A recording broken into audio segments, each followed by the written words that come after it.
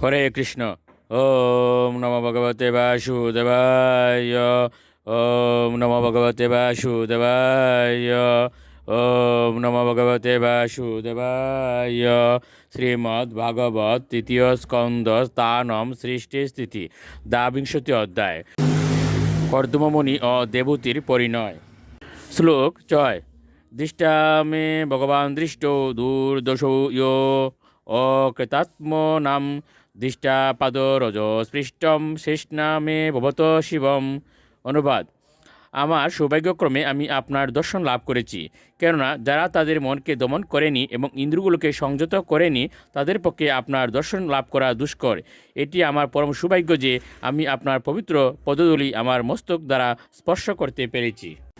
শ্লোক 7। দৃষ্টা ত্বয়ানুশিষ্টু অহম কৃতশ্চানুগ্রহ মহান অপাবৃতয় কর্ণরন্ধ্রৈ জুষ্টা দৃষ্টু সতীর্গির। অনুবাদ: আমার সৌভাগ্যের ফলে আমি আপনার উপদেশ লাভ করেছি এবং এইভাবে আপনি আমার উপর মহৎ কৃপা বর্ষণ করেছেন।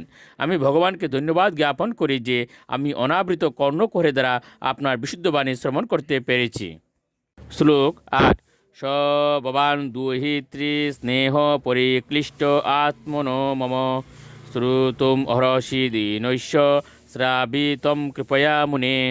অনুবাদ: হে মহর্ষি, কৃপাপূর্বক আমার প্রতি প্রসন্ন হয়ে আপনি আমার বিনীত নিবেদন শ্রবণ করুন, কেননা আমার কন্যার প্রতি স্নেহবশত আমার মন ব্যাকুল হয়েছে। শ্লোক 9। প্রিয়ব্রত উত্থানপদৌ সশেয়ম দুহিতা মম অনিচতি পতিম যুক্তম বয়শীল গুণাদিবীয়। অনুবাদ: আমার এই কন্যাটি প্রিয়ব্রত ও উত্থানপাদের ভগ্নী। সে বয়স, চরিত্র এবং সদ্গুণ সমন্বিত উপযুক্ত পতির অন্বেষণ করছে। শ্লোক 10। যদা তু ভবত শীল শ্রুতরূপ বয়ুগুণান অশ্রীণুত নারদাত এষা তোয়ি আশিত কৃত নিশ্চয়া। অনুবাদ: যে মুহূর্তে সে নারদমুনির কাছ থেকে আপনার উন্নত চরিত্র, বিদ্যা, রূপ, বয়স ও গুণাবলীর কথা শ্রবণ করে তখন থেকে সে আপনাকেই পতিত্বে বরণ করবে বলে দৃঢ় সংকল্প করেছে। হরে কৃষ্ণ।